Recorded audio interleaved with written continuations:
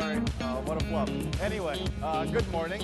I'm Kartik so I'm responsible for the Microsoft Information Protection ecosystem. And to enable that ecosystem is running okay. So over the past several, the last 18 months or so, I wouldn't say years, we've been busy kind of working out the fact that programmatic interface is only as good as the ecosystem develops. So today, we're going to highlight some of the capabilities that a lot of our partners have kind of brought to bear with the work that we're doing with SDK. The other thing to also understand too is the fact that the automated capabilities that we're going to be highlighting today showcase the fact of what's possible and also the realized. But to kind of start with exactly what is Microsoft Information Protection. One of the things is we're an integral part of security and compliance within Microsoft. And when we talk about information protection in particular, it is focusing primarily in the areas of classification, labeling, and protection.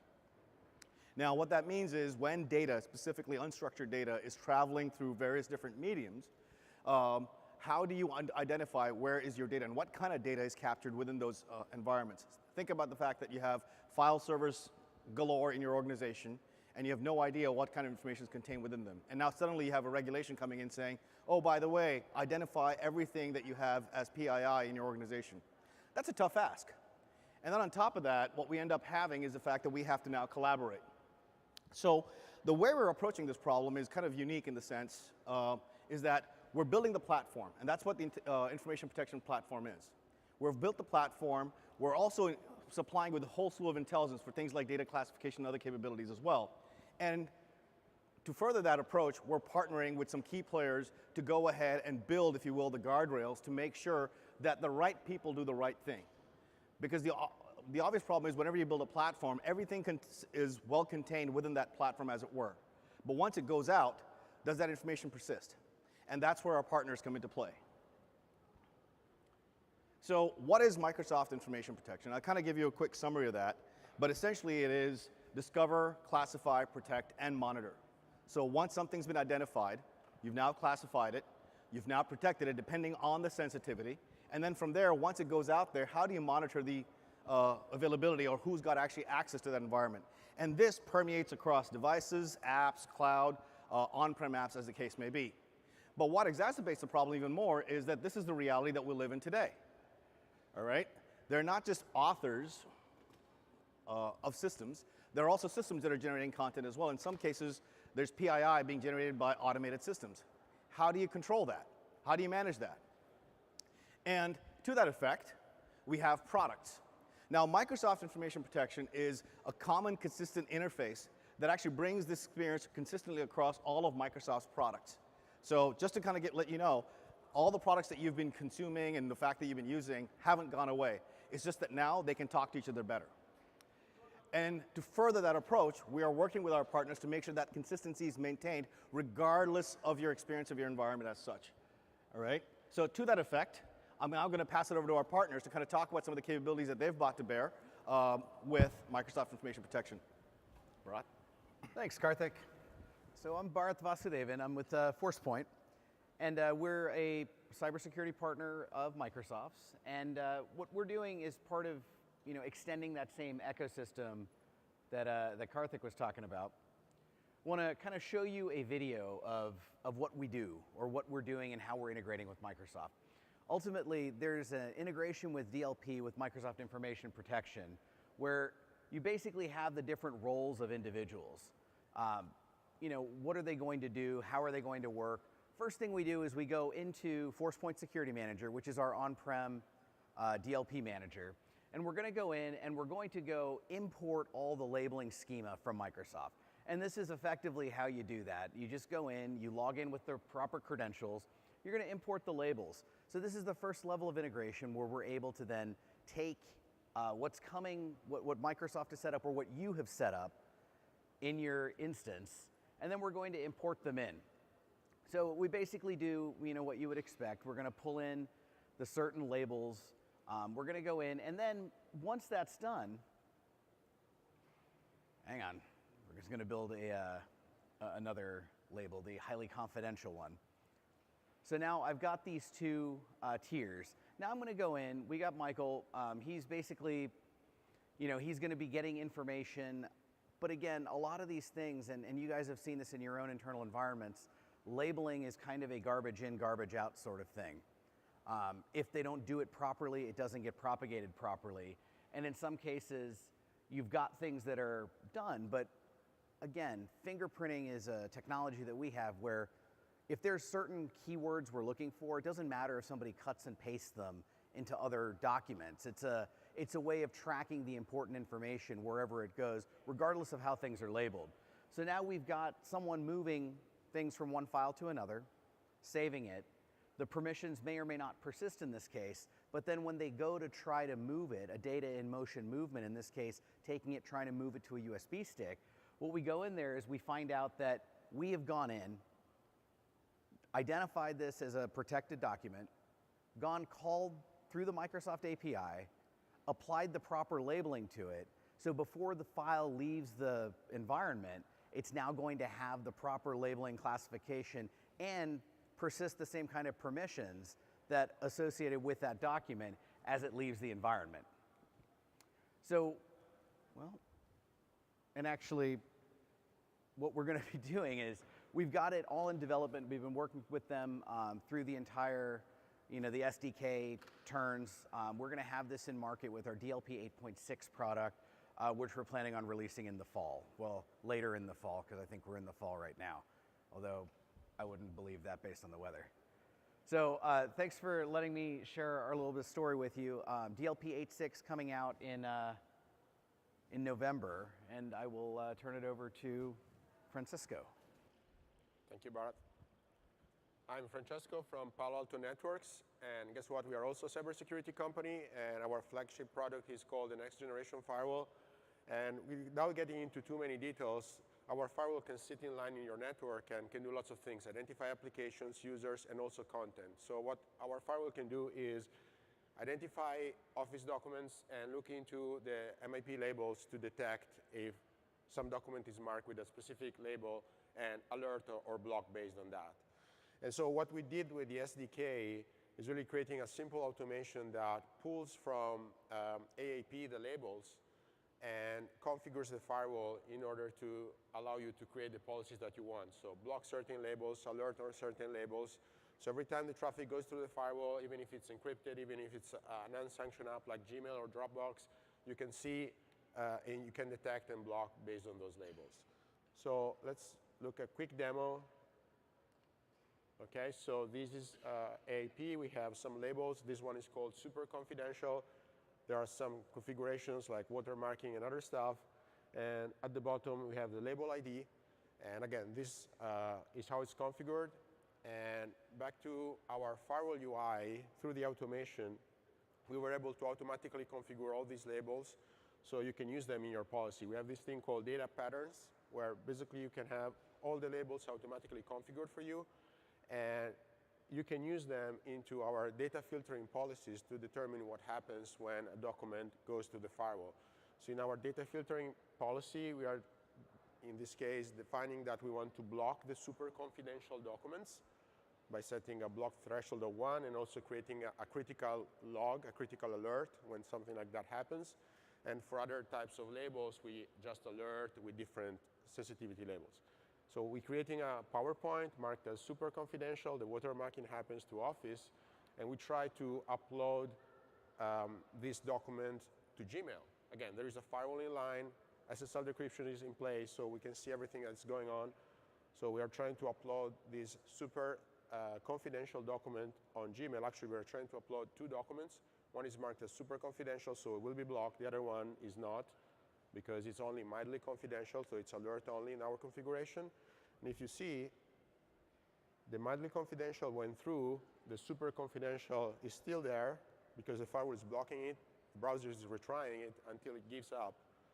And here you go, attachment failed.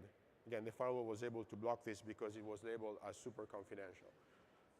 Another example that I can show you real quick is Dropbox. Again, another typical example.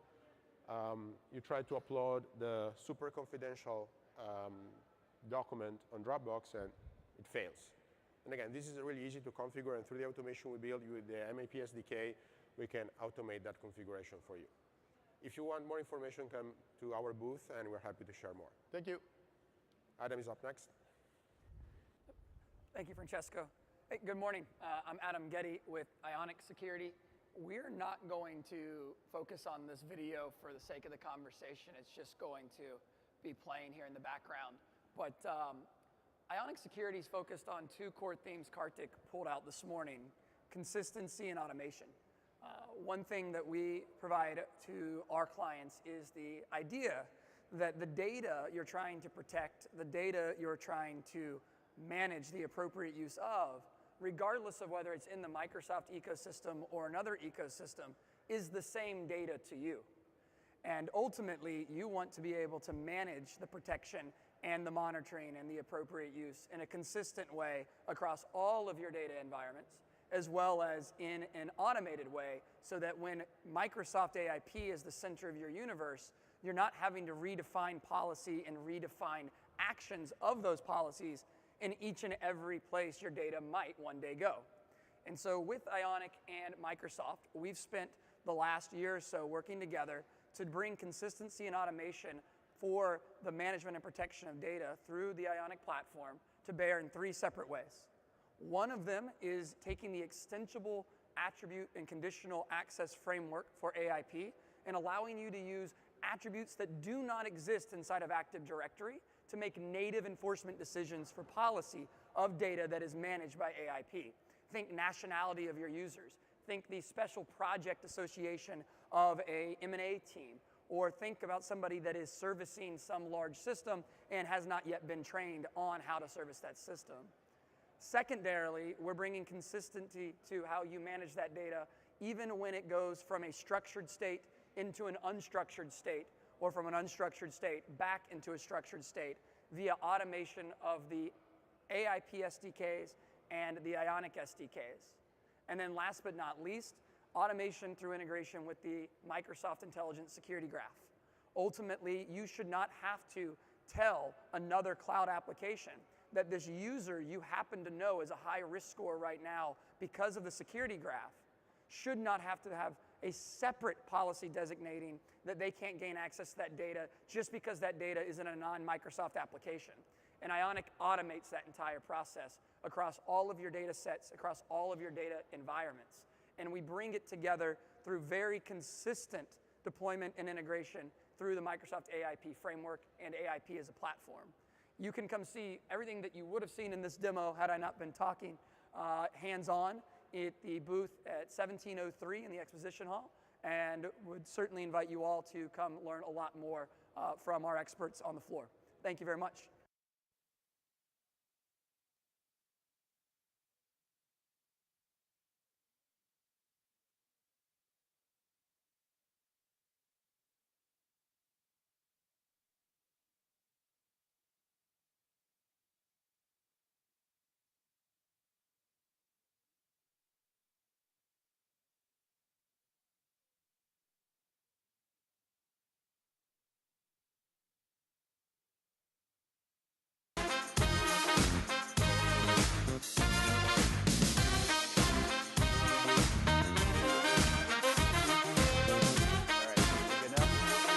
Fantastic.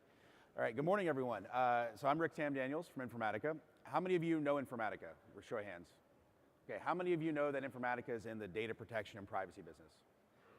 Okay, good. So I think it's going to be a great opportunity. Informatica actually is, we've been in this business, I'd say the last 5 or 6 years, and have an extensive product portfolio focused on data protection and privacy. So today I want to share with you a little bit about the joint integration we've done with MIP with the help of our partners Capgemini, who's sitting over here. We'll go ahead and start this. Oops. Okay. So I think as we're all aware, there is a huge amount of data protection regulation out there today, GDPR being top of mind that enterprises are subject to. And I think it's pretty clear at this point that perimeter security is simply not sufficient. There are too many breaches that have been publicly made visible, and it's further compounded by the proliferation of data and analytics use cases, whether that data is in the modern workplace, it's in the cloud, it's on-premise, it's third-party. You have sensitive data everywhere in the enterprise. And the combined solution between MIP and Informatica is really designed to provide holistic protection and holistic risk detection and proliferation view across the enterprise. So Informatica's Secure at Source product is the core of this. It's designed to provide a holistic view of data proliferation and risk across a variety of different data sources. And the integration with MIP means that for the first time now, we can be looking across devices, we can look across the desktop, we can look across modern workplace, Azure Data Services, on-premise, get a whole holistic view of data risk and proliferation as it relates to the various policies you're trying to be compliant with. So the first part of the integration is actually making sure the classification policies are in sync.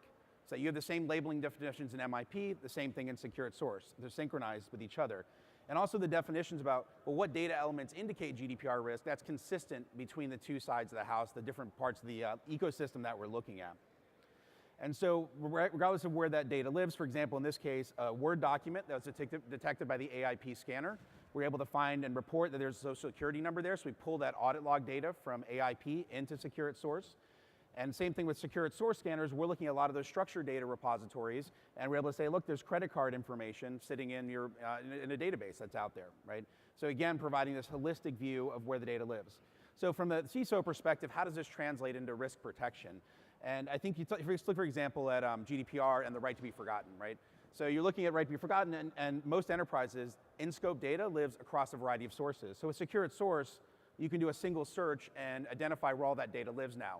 Again, across that variety of data sources that MIP and Informatica are bringing together to create that single view. And once you detect this risk, you can actually take action, you can obfuscate, you can encrypt, you can protect the data.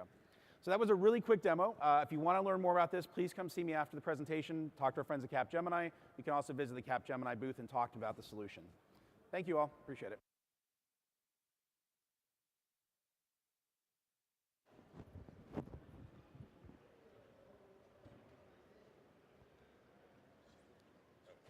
Got it. Sorry.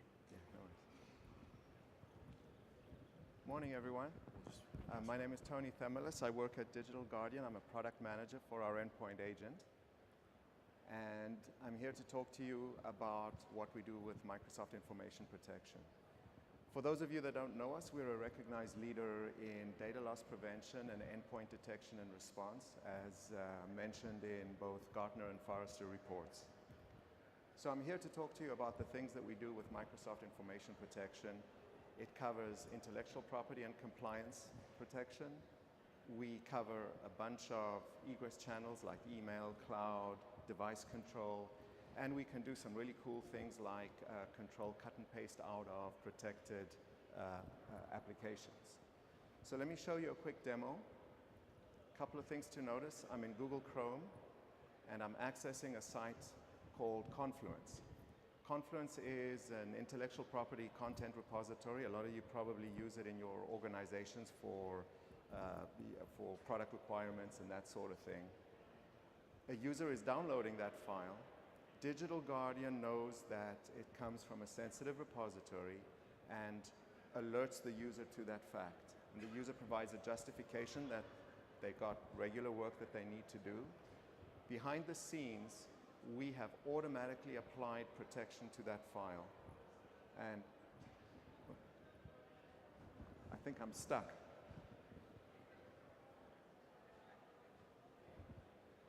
You see that? I'm stuck. You got it, okay.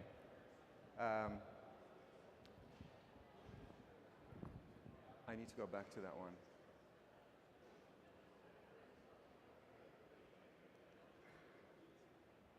Yes. Okay, so there it is. We'll rewind for a sec. It's just a few seconds. It's Confluence.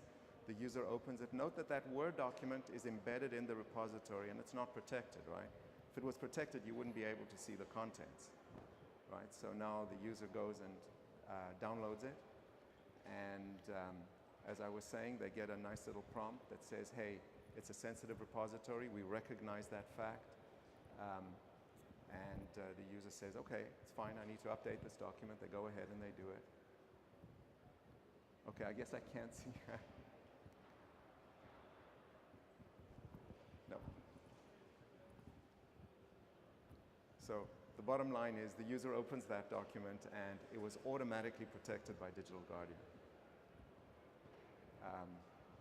Whilst we wait for We're running into technical problems. That's okay. So whilst we wait for a couple of things that I want to note. First of all, Google Chrome, a very difficult browser at the endpoint to have visibility and control over.